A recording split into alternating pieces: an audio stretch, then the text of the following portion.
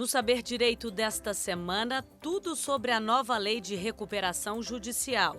Neste curso, você vai aprender a lei que regula a falência do empresário e da sociedade de empresas, bem como as regras gerais para a recuperação judicial e extrajudicial.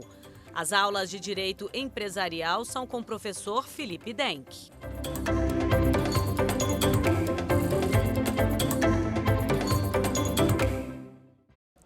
Olá pessoal, dando continuidade hoje na nossa aula 3 do programa Saber Direito da TV Justiça, falando sobre direito empresarial, mais especificamente sobre recuperação judicial. Na nossa primeira aula nós já falamos sobre competência, nós já falamos sobre sujeitos da recuperação judicial, créditos não sujeitos à recuperação judicial, créditos sujeitos à recuperação judicial, falamos das 3 fases em que o processo de recuperação judicial passa, a fase postulatória, a fase deliberativa, a fase executória. Trouxemos algumas atualizações com base na reforma que nós tivemos recentemente, da Lei 14.112, que reformou substancialmente a nossa Lei 14.101. E na nossa aula de hoje, nós vamos falar um pouquinho mais sobre o procedimento, um pouquinho mais sobre o processamento da recuperação judicial. Vamos falar sobre o plano alternativo de credores, que foi uma alteração trazida pela reforma também. Então, apenas para recapitular as nossas primeiras aulas, o processo se inicia com o pedido de recuperação judicial. Antes disso, o advogado, as partes já definiram qual que vai ser o foro competente, se vai ter litisconsórcio ativo ou não. E aí agora nós temos a hipótese da consolidação processual ou substancial, antes apenas prevista na jurisprudência, agora já regulamentada em nossa legislação. Analisamos os requisitos necessários para se fazer a propositura da recuperação judicial, que são os 2 anos de exercício da atividade empresarial, não ter pedido recuperação judicial num prazo superior a 5 anos, não ter sido condenado em crimes falimentares e, se for falido, já ter tido o encerramento, né, da falência e a extinção de suas obrigações. Então, se propôs a recuperação judicial perante o juízo competente. O juiz vai fazer inicialmente apenas uma análise documental dos documentos obrigatórios previstos no artigo 55 e defere o processamento da recuperação judicial. Deferindo o processamento da recuperação judicial, ele marca o fim da primeira fase, que é a fase postulatória, e dá início à segunda fase, que é a fase deliberativa. Deliberativa por quê? Porque é nessa fase onde o devedor terá que apresentar um plano de recuperação judicial no prazo de 60 dias, e nesse prazo de 60 dias, ele também será publicado e será feita uma verificação dos créditos por parte do administrador judicial, que nós chamamos de verificação e habilitação de crédito administrativa. A verificação e habilitação de crédito ela é dividida em 2 fases, sendo a primeira administrativa, feita pelo próprio administrador judicial, e a segunda fase, uma fase judicial. É importante trazer um ponto prático sobre esse aspecto, que muitos advogados, muitos profissionais se equivocam no procedimento de habilitação de crédito, em como proceder essa verificação de crédito. Como eu falei, a verificação de crédito ela pode ser administrativa e ela pode ser judicial. Na fase administrativa, por que o legislador criou essa fase administrativa? É para evitar uma complexidade maior de procedimento, para evitar um ônus processual diferente, então mais simplificado. Então, é uma petição simples, dirigida ao administrador judicial, onde será acompanhado dos documentos que exigem. Então, o artigo 9º da nossa Lei 11.101, que é a nossa Lei de Falências e Recuperação de Empresas, prevê como é que vai ser instruída a petição inicial de habilitação ou de divergência de crédito. Então, em resumo, a habilitação de crédito vai prever a qualificação do credor, o local de residência do credor, a natureza do crédito, então, se ele é crédito trabalhista, se ele é um crédito quirografário, um crédito com garantia real, ou é um crédito do ME, o EPP, que é o micro e pequeno empresário, ou empresa de pequeno porte, o valor, né, e uma planilha atualizada do débito. Por que uma planilha atualizada do débito? Como nós falamos nas aulas anteriores, o crédito sujeito à recuperação judicial vai ser atualizado até a data do pedido de recuperação judicial. Então, é um documento obrigatório para se apresentar essa habilitação de crédito administrativa, essa planilha atualizada do débito. Essa, como eu falei, e vou repetir novamente, parece até que é um pouco redundante eu ressaltar isso muitas vezes em uma só fala, porque muitos advogados, muitos profissionais, nessa fase administrativa, protocolam o pedido de habilitação judicialmente. E o pior, no próprio processo. A habilitação de crédito, quando ela não é administrativa, quando acaba-se o prazo da habilitação administrativa, ela é feita judicial. E a judicial, ela é protocolada por dependência ao processo principal de recuperação judicial. Então, é um grande equívoco, primeiro, protocolar a habilitação de crédito ou divergência na fase administrativa no próprio processo, e o pior, ao invés de ser protocolado por dependência, no caso da habilitação retardatária, protocolar no bojo do processo, que acaba criando um tumulto processual muito grande. O que alguns magistrados fazem é intimam o administrador judicial para que ele relacione todas as habilitações de crédito que foram protocoladas no bojo do processo principal, para que ele recepcione esses créditos, faça a verificação de créditos, comparando com os documentos contábeis disponibilizados pela empresa devedora, para consolidar a segunda relação de credores. Já tem outros magistrados, que já é um pouco mais radical, que defendem que, por ter sido utilizado e pleiteado na via inadequada, essa movimentação, como hoje a boa parte dos processos são processos eletrônicos, manda bloquear a movimentação. Então, quem já teve acesso a um processo judicial eletrônico vai perceber que vai ter situações em que você não vai ter acesso àquele documento por aparecer a informação movimentação bloqueada. Quando se tratava de processos físicos, algumas cidades ainda contam com processos físicos, o juiz manda retirar a habilitação de crédito do processo e entrega para o procurador para que ele tome a providência e faça a habilitação de divergência no procedimento adequado. Isso acaba causando um atraso e um retrabalho por parte daquele profissional que habilitou equivocadamente aquele habilitação de crédito. Então, o administrador judicial fez a verificação de crédito, elaborou a segunda relação de credores, ele vai publicar um segundo edital, que é o edital contendo a segunda relação de credores. Para a Assembleia Geral de Credores, geralmente é utilizado essa segunda lista de credores. E aí é importante fazer essa distinção entre a habilitação de crédito administrativa e a habilitação de crédito judicial. Passados 15 dias contados da data da publicação do primeiro edital, informando que foi deferido o processamento da recuperação judicial, contendo a primeira relação de credores, abre-se um prazo de 15 dias para fazer essa habilitação de crédito administrativa. Terminado esse prazo de 15 dias, toda e qualquer habilitação de crédito, até a consolidação do quadro geral de credores, é feita de maneira judicial, o que nós chamamos de habilitação ou divergência retardatária. E nós também temos um outro incidente processual, que é a impugnação de crédito.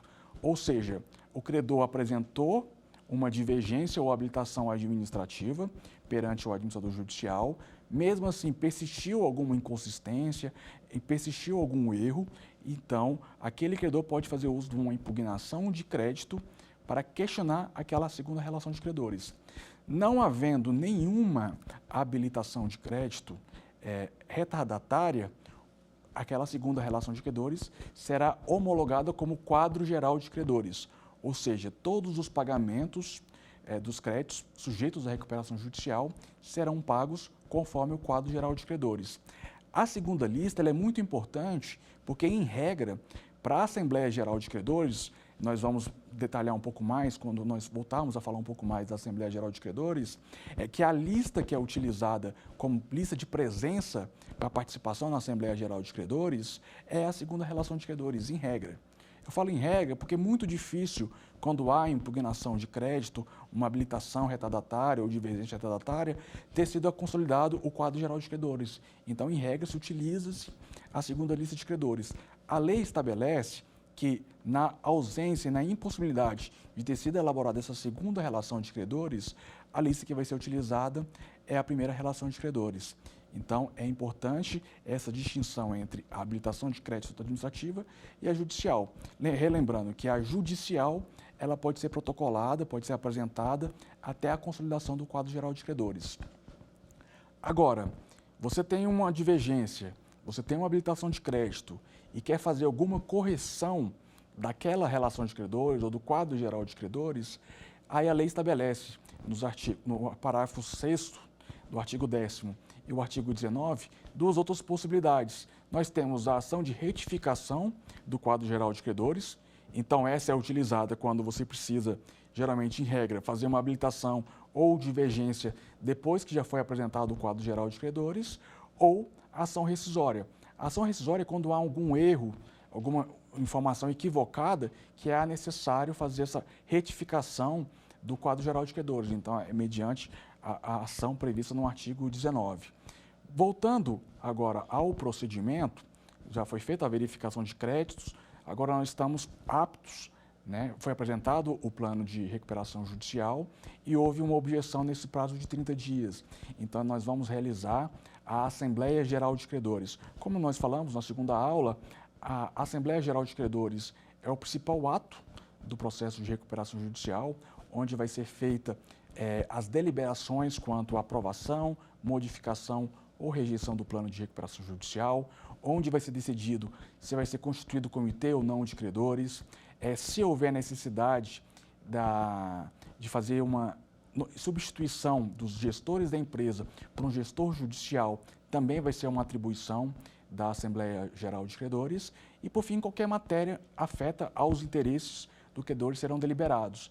Como funciona a preparação para a Assembleia Geral de Credores? Como nós falamos anteriormente, é publicado um edital de convocação da Assembleia Geral de Credores, onde vai definir data, horário, local e a ordem do dia que vai ser utilizada na Assembleia Geral de Credores. Os credores que forem fazer presentes através de procuradores na Assembleia Geral de Credores, eles têm que respeitar uma previsão legal de informar ao administrador judicial ou entregar ao administrador judicial com antecedência de 24 horas antes da Assembleia os documentos procuratórios que demonstrem a regularidade de representar aquele credor na Assembleia Geral de Credores. E no caso de sindicato, o prazo é um pouco maior, em função da maior quantidade de documentos, que ele exige um prazo mínimo de 10 dias. Então, é importante fazer um destaque nesse ponto, porque ainda que você já tenha habilitado sua procuração nos autos da recuperação judicial, você precisa informar antes da Assembleia Geral de Credores onde está a procuração nos autos. Aí as partes muitas vezes perguntam, mas por que você vai indicar onde está um documento, sendo que presume-se que o processo é público, né? O processo é público e presume-se que o administrador judicial já teve acesso àquela documentação. E a resposta é muito simples. Como o processo de recuperação judicial, na grande maioria das vezes, envolve uma grande quantidade de credores, seria humanamente impossível o administrador judicial organizar todos aqueles que vão participar da Assembleia Geral de Credores de acordo com apenas as habilitações feitas no processo.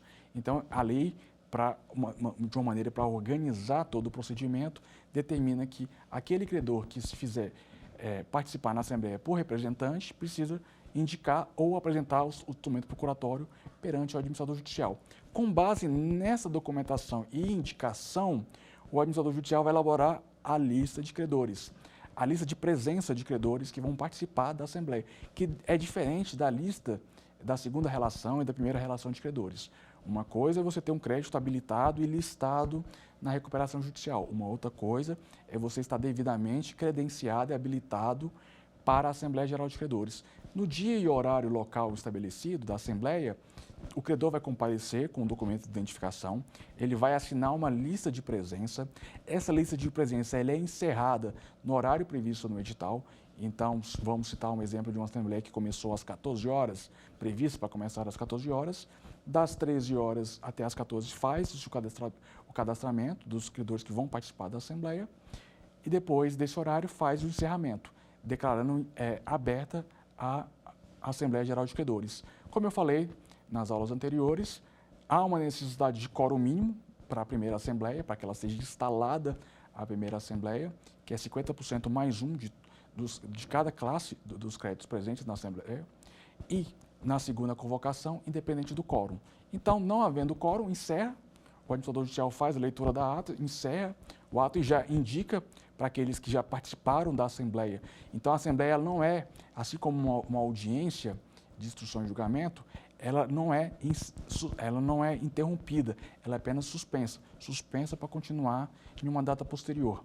Então, na data da convocação da segunda Assembleia, todos aqueles credores que participaram da Assembleia, cadastraram, estão aptos para participar da segunda. E aqueles que não tiveram tempo de apresentar o documento procuratório ou quando o credor ele se faz presente na Assembleia, não pôde comparecer, ele pode novamente, abre-se novamente os prazos de 24 horas e 10 dias para que ele possa estar sendo representado em Assembleia Geral de Credores.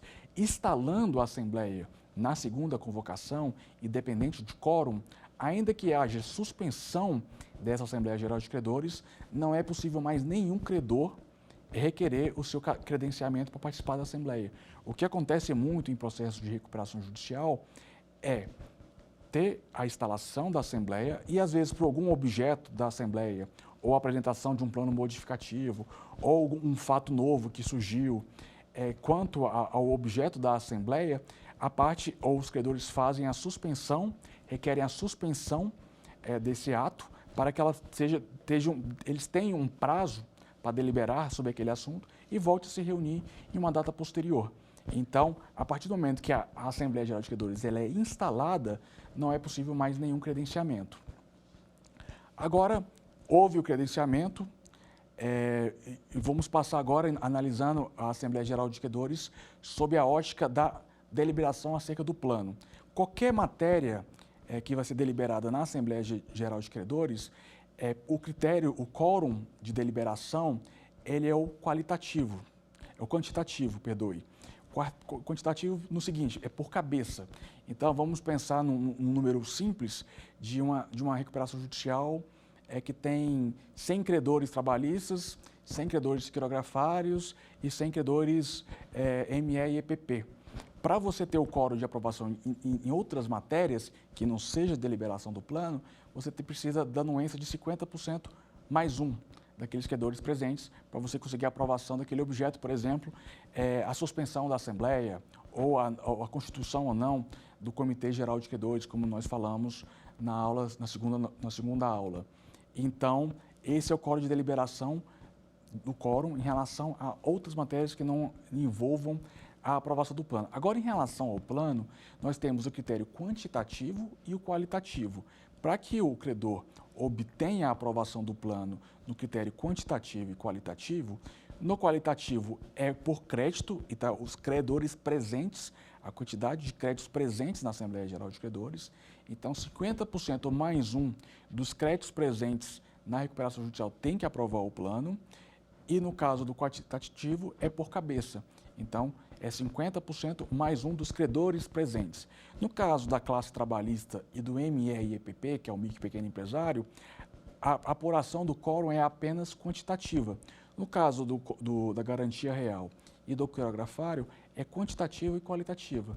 Então, nesse momento, recapitulando um pouquinho o que nós falamos na aula anterior, o administrador judicial faz a leitura da ata, né, do edital de convocação, que é a pauta do dia, passa a palavra para a devedora, apresentar o seu plano de recuperação judicial, fazer as suas exposições, depois passa a palavra para os credores e, encerrada essas fases de orais, em que as partes vão apenas sustentar as suas ideias, apresentar as suas dúvidas, encerra-se essa fase e passa para a fase de votação.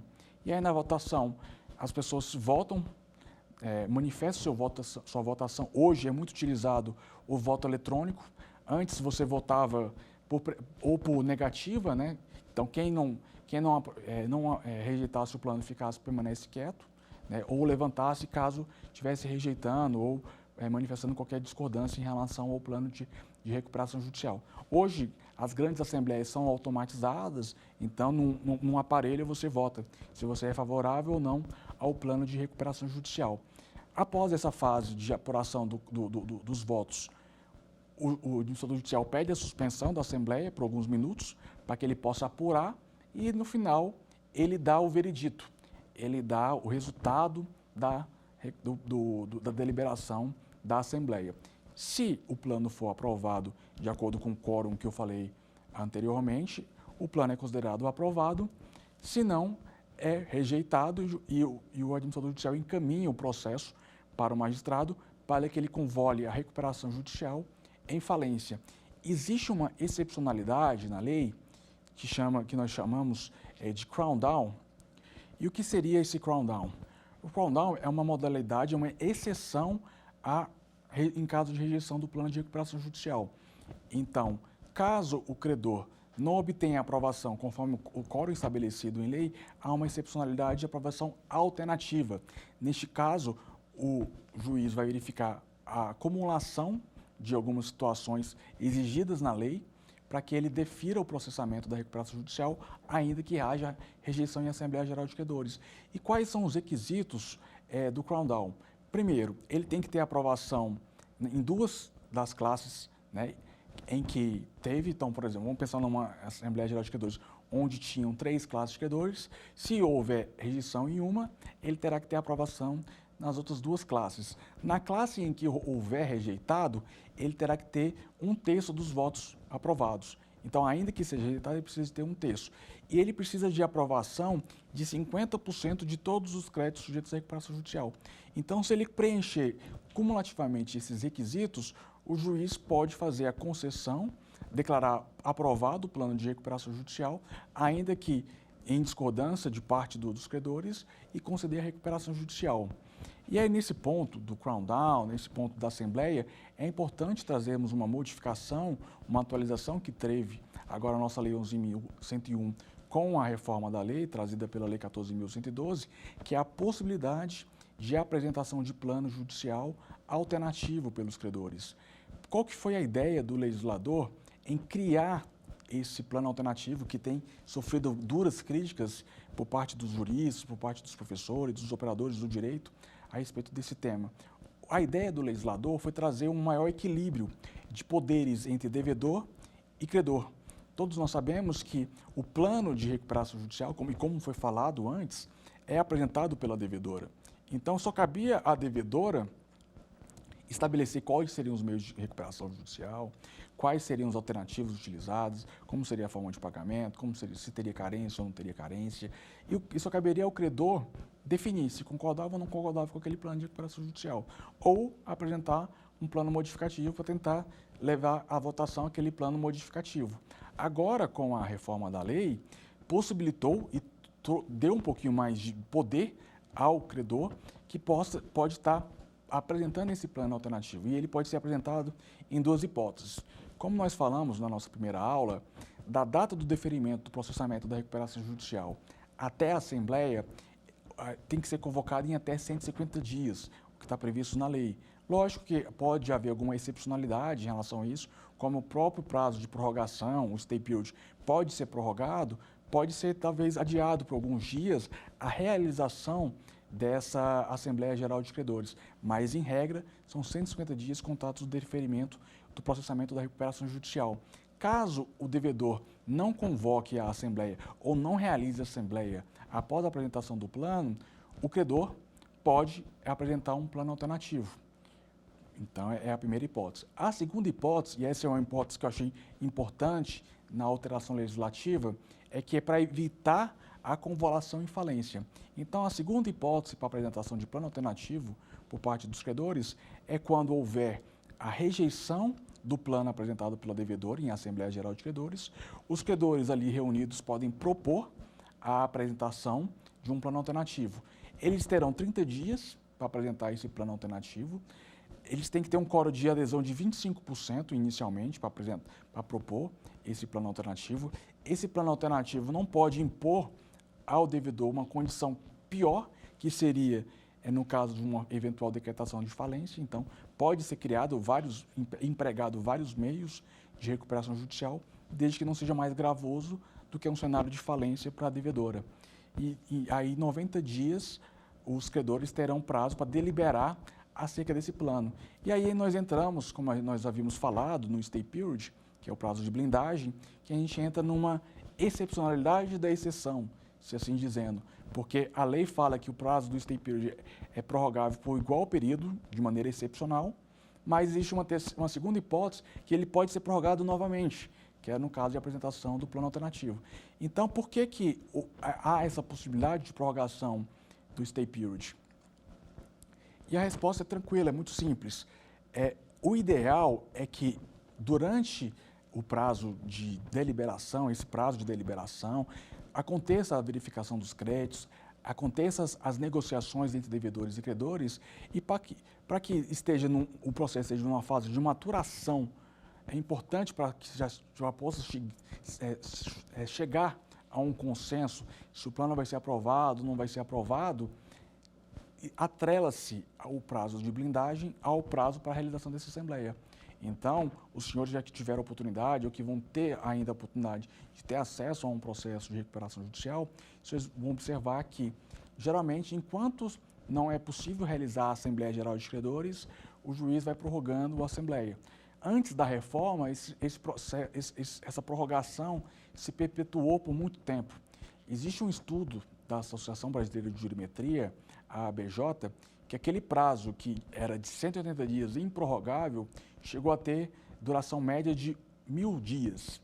Então, de 540 dias. 1.000 dias será agora com a prorrogação. O doutor Marcelo Sacramone, que é um juiz que eu tenho um carinho muito grande, da segunda vara de falência e recuperação judicial de São Paulo, ele fala que se o prazo que era improrrogável tinha uma média de 540 dias, agora imagine como é que vai ser um prazo que é prorrogável por igual período na prática, né? Então ele critica muito essa questão da mudança cultural, ele fala muito da questão da mudança cultural. Não adianta o legislador trazer uma reforma, trazer alguns dispositivos que traz uma maior segurança jurídica, que traz uma maior transparência, sendo que os agentes que atuam nesse tipo de processo não têm uma mudança de cultura. Então, espera-se que com a reforma, aquele prazo que era improrrogável e pode ser prorrogado por igual período, seja só se feito uma única vez, com a excepcionalidade no caso de apresentação do plano alternativo dos credores. Então, acho que esse é um ponto importante, nós falamos da deliberação.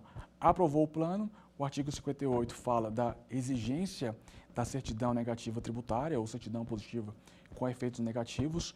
Por muitos anos, os tribunais, a grande maioria dos tribunais, tem dispensado a apresentação da certidão negativa tributária por um simples motivo.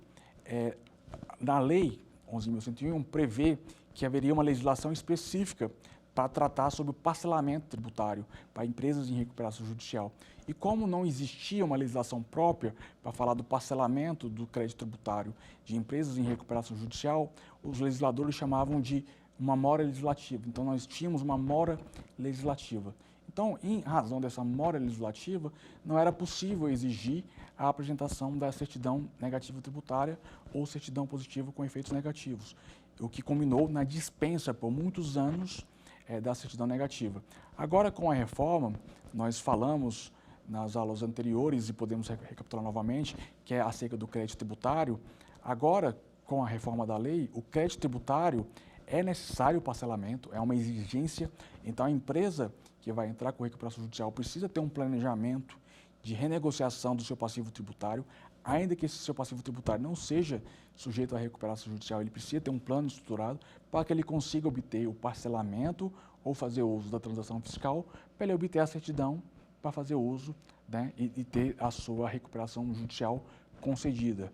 Nós estamos num momento agora de construção jurisprudencial, a legislação entrou em vigor no início do ano, então nós estamos falando aí pouco mais de 6 meses de vigência da Lei 11.101 na nova nomenclatura, da sua nova forma de existência. Então, nós vamos, ao longo dos próximos meses, saber como é que vai ser o posicionamento dos tribunais acerca disso, se vai ser possível ainda se obter a dispensa das certidões positivas com efeito negativo. Agora, outro ponto que é importante nós destacarmos nesse momento da nossa aula é os recursos cabíveis em relação ao procedimento de recuperação judicial.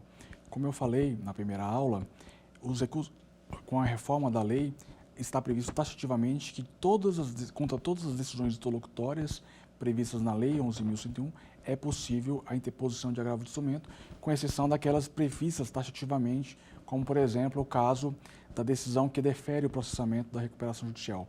Da decisão que defere o processamento da recuperação judicial, o recurso cabível é o agravo de instrumento. Da decisão que convola a recuperação judicial em falência, é cabível o recurso de agravo de instrumento. Da decisão que rejeita a falência, ela é cabível a apelação Então, são dispositivos que estão previstos taxativamente na lei. Quando não houver previsão na lei, o recurso cabível contra a decisão interlocutória vai ser o agravo de instrumento. Eu faço esse destaque importante porque todos nós sabemos que com a reforma do Código de Processo Civil em 2015, o rol para interposição dos recursos de agravo de instrumento são taxativos. Então, havia uma dificuldade, um obstáculo muito grande. Os processos de recuperação judicial, há um volume de decisões interlocutórias muito grandes e muitas vezes não se enquadrava exatamente no rol taxativo previsto no Código de Processo Civil. Então, a lei acabou trazendo esse dispositivo que prevê a possibilidade da interposição de recursos de agravo de instrumento contra todas as decisões interlocutórias. Outro dado importante que foi trazido, e uma modificação trazida importante para a lei de recuperação judicial com a reforma da lei, é a possibilidade de encerramento da recuperação judicial antes mesmo da consolidação do quadro geral de credores. Principalmente em processos de grande volume, onde há uma grande pluralidade de credores na recuperação judicial, você impossibilitar o encerramento da recuperação judicial fazia com que ficássemos com processos muito longos, processos com muito tempo de duração de recuperação judicial. Então, a reforma agora trouxe uma possibilidade de encerramento da recuperação judicial antes da consolidação do quadro geral de credores. A consolidação do quadro geral de credores seria o que nós chamamos de terceira lista de credores. Recapitulando as listas de credores, nós temos a primeira relação de credores, apresentada pela devedora no momento que ela pede recuperação judicial. Nós teríamos a segunda relação de credores, do momento em que o administrador judicial faz a verificação do crédito e elabora a segunda relação de credores. E a terceira relação de credores, ou o quadro geral consolidado, seria uma terceira lista, que seria a lista consolidada após o julgamento das impugnações dos incidentes de verificação de crédito no processo de recuperação judicial. Então, agora, com a reforma, é possível o encerramento da recuperação judicial antes mesmo da consolidação do quadro geral de credores. E aí, como é que fica aquelas habilitações, as impugnações retadatárias protocoladas por dependência ao processo de recuperação judicial? O processo principal é arquivado e todas elas continuam em processamento perante aquela vara onde já tramitava o processo de recuperação judicial, naquele foro competente para se processar a recuperação judicial. E aí fica uma dúvida, recentemente em uma conversa com o Dr. Marcelo Sacramone, e como é que ficaria a remuneração do administrador judicial? Eu não falei nas aulas anteriores, então trago essa informação para os senhores. A remuneração do administrador judicial ela é feita pela devedora, ela é fixada pelo magistrado, conforme critérios de grau de complexidade, os valores praticados no mercado, e aí ele fixa a remuneração. A remuneração ela é limitada em 5% do valor do passivo. Então, na recuperação judicial, é 5% do valor, até 5% do valor do passivo, e no caso da falência, até 5% do valor do ativo. No caso da recuperação pelo plano especial, e no próximo momento da nossa aula nós vamos falar sobre esse plano especial que foi mencionado ao longo das duas últimas aulas por diversas vezes. A recuperação pelo plano especial é limitado à remuneração do administrador judicial em 2%. Mas aí como é que ficaria a remuneração do administrador judicial caso ocorra o encerramento da recuperação judicial antes da consolidação do quadro geral de credores? Porque, em regra, ele não tem mais atuação no processo de recuperação judicial, mas ele tem atuação nos incidentes de habilitação de crédito. Então, eu acredito que a jurisprudência vai caminhar no sentido que vai poder ser fixado uma nova remuneração para o administrador judicial ou ser prorrogado a remuneração do administrador judicial em caso de encerramento da recuperação judicial antes da consolidação do quadro geral de credores. Agora, falando do plano especial de recuperação de empresas, os seus artigos 70 e seguintes da Lei 11.101 prevê uma recuperação especial para o micro e pequeno empresário. Desde 2014 que o legislador vem preocupando com o micro e pequeno empresário, com o empreendedorismo. Então, é importante nós criarmos em toda a legislação do país mecanismos que possam trazer benefícios ao micro e pequeno empresário. Todos nós sabemos que quase 98% das empresas existentes no Brasil, as empresas privadas existentes no Brasil, são micro e pequenas empresas. E na grande maioria das vezes, essas micro e pequenas empresas são formadas por empresas familiares ou uma empresa de menor estrutura. Então, visando estimular o empreendedorismo, criou-se nas legislações, né, benefícios para o micro e pequeno empresário. E na Lei 11.101 não poderia ser diferente. A Lei 11.101, nos seus artigos 70 e seguintes, criou a recuperação pelo plano especial, que é a recuperação do micro e pequeno empresário. O micro e pequeno empresário que passar por dificuldade financeira e precisar fazer uso de instrumento de recuperação judicial, poderá fazer uso do plano especial. Então é importante destacar que não é uma obrigatoriedade. O micro e pequeno empresário pode fazer tanto o uso da recuperação, que nós chamamos de recuperação ordinária, como recuperação pelo plano especial. Caso ele opte pelo plano especial, aí vai ter que obedecer alguns requisitos, né? Primeiro, para fazer uso da recuperação judicial, ele tem que indicar na petição inicial que ele é um micro e pequeno empresário e que ele quer fazer uso do plano especial. A partir do momento que ele fazer uso da recuperação pelo plano especial, ele já tem uma pré-determinação de como será feito os pagamentos, como será feito o parcelamento, qual vai ser o índice de correção.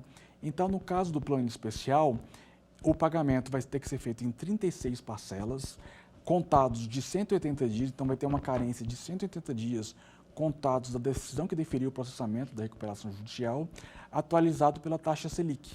Diferentemente da recuperação ordinária, onde o devedor pode apresentar um plano de recuperação judicial mais abrangente, no caso da recuperação judicial do micro e pequeno empresário, pelo plano especial, a lei já meio que predeterminou, predefiniu como é que vai ser as condições e forma de pagamentos ali estabelecidos. Qual que é o benefício da recuperação pelo plano especial?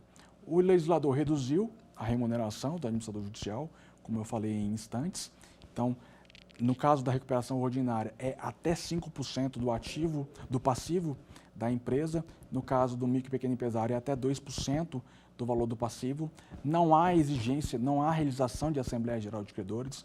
Então, caso o credor obtenha aprovação ou não tenha rejeição que supere 50% dos créditos sujeitos à recuperação judicial, ele obtém a aprovação do plano.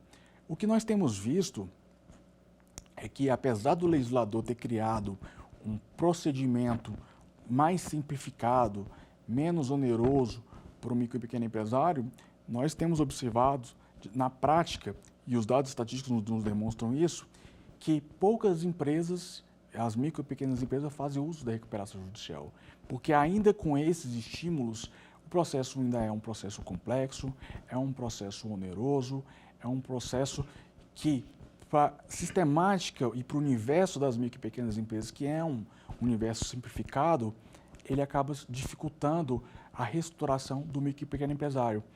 Pensando nisso, o legislador criou o projeto de lei complementar 33/2020, conhecido como Marco Legal do Reempreendedorismo. Esse projeto de lei é muito importante, como eu falei anteriormente, quase 98%, nós estamos falando aí, já está ultrapassando a casa dos 98% de empresas que são micro e pequenos empresários, né? Hoje eles correspondem a 40% do PIB, né? A grande parte da mão de obra assalariada no país são dos micro e pequenos empresários, então nós precisamos ter uma atenção mais atenta à recuperação, à reestruturação empresarial do micro e pequeno empresário. Então, pensando nisso, em março do ano passado foi proposto no Senado o projeto de lei complementar 33/2020, onde estabelece um marco legal do empreendedorismo, que nada mais, nada menos do que uma lei que prevê uma reestruturação empresarial para o micro e pequeno empresário. Então, criou-se a negociação especial extrajudicial, que é um procedimento simplificado de renegociação de dívida perante a junta comercial. Criou-se um procedimento simplificado de renegociação especial judicial. Criou-se um procedimento especial de liquidação para que se encerre mais rápido possível a atividade da empresa, possibilitando o retorno do falido ao exercício das suas atividades empresariais. Então, foi aprovado no final do ano passado no Senado Federal e esse projeto está em tramitação no Congresso Nacional. em regime de urgência. Então, é importante os senhores que nos assistem querer entender um pouquinho mais, né, da restauração especial, né, a restauração para o micro e pequeno empresário, dar uma lida nesse projeto de lei complementar 33/2020. Falando agora sobre a Assembleia, é importante fazer um parêntese, que na Assembleia Geral de Credores, a reforma da lei trouxe uma possibilidade agora de Assembleia Geral virtual. Com a pandemia que assolou o Brasil nos últimos meses, foi criada uma recomendação do Conselho Nacional de Justiça, o CNJ, para que fosse possível a realização de uma Assembleia utilizando meios eletrônicos, né, plataformas eletrônicas como o Zoom, o Microsoft Teams, o Google Meets. Então, já era uma recomendação do CNJ em função da pandemia, né, evitou-se aglomeração, realização de atos que pudessem ser presenciais, que pudessem gerar aglomerações. Então, em função disso, criou-se a possibilidade de Assembleia Geral virtual. Como é que funciona a Assembleia Geral de Credores virtual? Os atos são semelhantes à Assembleia que nós falamos anteriormente, em termos de apregoamento, assinatura da lista de presença, a divisão das falas, né? Primeiramente a devedora, depois passa para os credores, depois passa para a deliberação, falar o resultado da Assembleia, seja proferido o resultado da Assembleia. Então, ela é muito semelhante. Qual que são os benefícios e os malefícios, né? Tem a corrente favorável e tem a corrente que é contrária à Assembleia Virtual. A favorável é que, primeiro, há uma economia, né? Por mais que às vezes o administrador judiciário não disponha dessa plataforma, há um custo menor do que fazer a alocação de um espaço para fazer essa realização dessa Assembleia. Questão da acessibilidade. Então, muitos credores que antes não se deslocavam para o local da Assembleia Geral de Credores agora podem participar da Assembleia Geral de Credores em função dessa facilidade que os meios de comunicação têm, mas nós temos o ponto negativo. E quais os pontos negativos? Por mais que possa parecer absurdo, o nosso país, existem muitas áreas que as pessoas ainda não têm acesso a uma internet, ou não têm acesso a uma internet de qualidade. Nos grandes centros, parece algo inimaginável. Nós imaginamos hoje uma pessoa não ter acesso a um computador, não ter acesso a um smartphone ou a uma internet de qualidade. Mas isso não é uma realidade que está em todo o Brasil. Então, essa dificuldade de acesso à internet pode ser um limitador do acesso e não pode ter nada que limite o acesso do credor a uma Assembleia Geral de Credores. E também tem alguns advogados que têm alegado, alguns profissionais têm alegado que a Assembleia Virtual, ela reduz aquele contato importante para uma negociação, né? Mas isso aí eu acredito que não seja um empecilho. Hoje, a maioria das plataformas de transmissão virtual, de videoconferências, elas têm ferramentas onde que possibilitam você manifestar a sua vontade num chat, você pode conversar particularmente com alguns credores ou reunir em grupos, ainda que em plataformas virtuais, e através dessas reuniões você ter um contato com os demais credores, ter um contato com a devedora, possibilitando a renegociação e uma negociação acerca do plano de recuperação que vai ser submetido, né, para aprovação ou rejeição. E em relação à Assembleia Geral de Credores, também foi criada uma possibilidade que substitui tanto a Assembleia Geral de Credores presencial quanto a virtual, que é o que nós chamamos de termo de adesão. Então, caso o devedor apresente termo de adesão dos credores aderindo ao plano de recuperação conforme o quórum previsto nos seus artigos 36 e 37, é possível a não realização dessa Assembleia Geral de Credores. A Assembleia Geral de Credores é obrigatório que seja realizado quando haja objeção do plano, mas ela pode ser substituída pelos mesmos efeitos por um termo de adesão. Então, esse documento veio com um mecanismo para auxiliar na tomada de deliberação e na tomada de votos em relação ao plano de recuperação judicial que foi apresentado. E aí é importante, nós sabemos que, na verdade, o que tem sido visto na prática é que o termo de adesão vai ser utilizado em recuperações de menor porte. Porque imaginemos nós uma recuperação judicial com uma infinidade de credores, com milhares de credores. Imagine a dificuldade de se conseguir um termo de adesão em relação a credores que obtêm aquele quórum de aprovação, né? Então, tanto o termo de adesão como a Assembleia Geral de Credores foram mecanismos trazidos diante da reforma como modalidade de deliberação do plano de recuperação judicial que veio para ficar. É importante, eu falei, acho que é bom recapitular, que a reforma da lei, apesar de ter sofrido uma forte crítica, e uma das críticas que mais têm sido duras quanto à reforma é porque nós tínhamos uma construção jurisprudencial de mais de 15 anos e a gente agora voltou praticamente para a estaca zero. Então, nós vamos ter que iniciar uma nova construção jurisprudencial. Então, muitos operadores do direito falam que a reforma tinha que ser pontual em determinados dispositivos e não uma reforma ampla como foi. Alguns dispositivos, como a recuperação judicial do produtor rural, ficou pior do que antes da reforma. Ficou pior porque antes da reforma, o Superior Tribunal de Justiça já tinha estabelecido a possibilidade do produtor rural requerer recuperação judicial, desde que ele comprovasse o exercício da atividade por mais de 2 anos, através de seus documentos contábeis, e fizesse o registro na junta comercial, comprovando a regularidade do seu registro perante aquele órgão. Mas agora, com a reforma, retirou-se da sujeição da recuperação judicial uma grande quantidade de créditos, como é o caso da CPR de liquidação física. Então, a CPR de liquidação física foi excluída da sujeição da recuperação judicial. Então, antes, a recuperação de produto rural, que era mais abrangente, agora se tornou limitante. E aí a maior crítica que tem se feito em relação à reforma da lei de recuperação judicial é isso, é você perder uma construção jurisprudencial feita ao longo dos últimos 15 anos.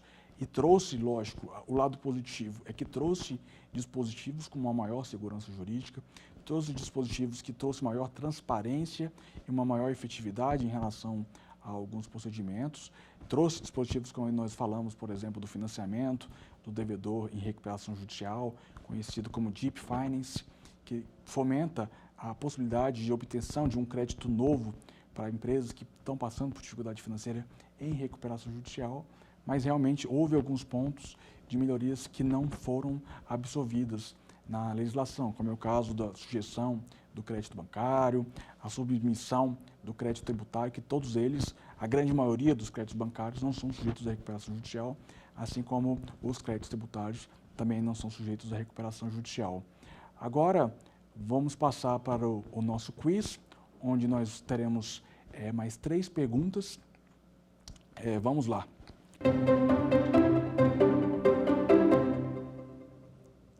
Sobre o stay period, que é o prazo de blindagem, marque a opção correta. Letra A, o prazo inicia-se do protocolo do pedido. B, perdurarão pelo prazo de 180 dias, prorrogável por igual período uma única vez. Letra C, pode ser prorrogado por diversas vezes a critério do juiz. E letra D, suspende processo de créditos não sujeitos à recuperação judicial.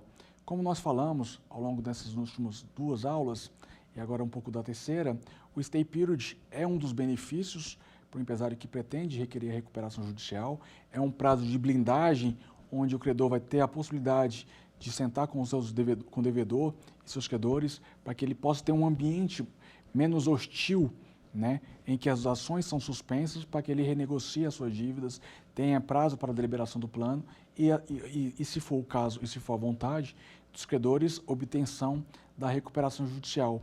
Então, a resposta correta seria a letra B. Perdurarão pelo prazo de 180 dias, prorrogável por igual período uma única vez. Antes da reforma da lei, o artigo 6º, onde fala do stay period, ele falava que o prazo era improrrogável de 180 dias. E aí o que nós vimos ao longo de toda a tramitação do processo é que esse prazo se perpetuava por muito tempo, chegando a um dado médio estatístico de 540 dias. Né? Então, agora a lei alterou, então é prorrogável uma única vez em caráter excepcional por mais 180 dias. Agora vamos para a segunda pergunta do nosso quiz.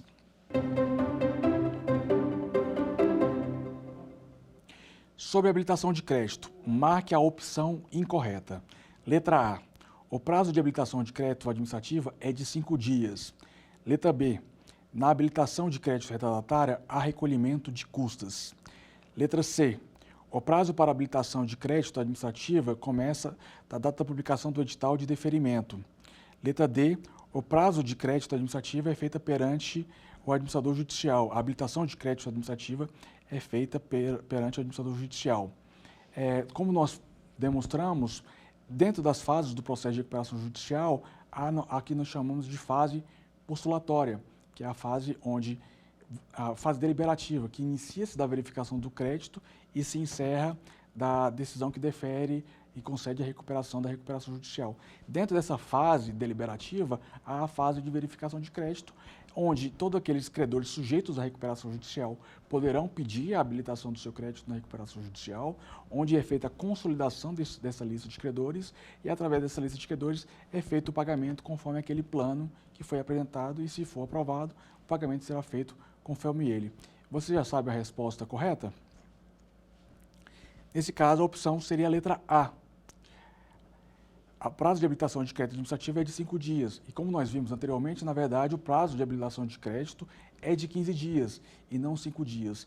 Ele é contado da publicação do primeiro edital, que é o edital que informa o deferimento do processamento da recuperação judicial e apresenta a primeira relação de credores. Então, publicou esse edital, o credor tem um prazo de 15 dias para apresentar e não 5 dias, como está apresentado aqui na questão. Então, a opção incorreta é 5 dias.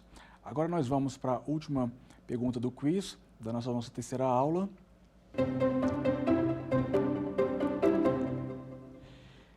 Na recuperação judicial, em regra, a condução da empresa compete a: opção administrador judicial, B, comitê de credores, C, gestor judicial, D, o próprio empresário.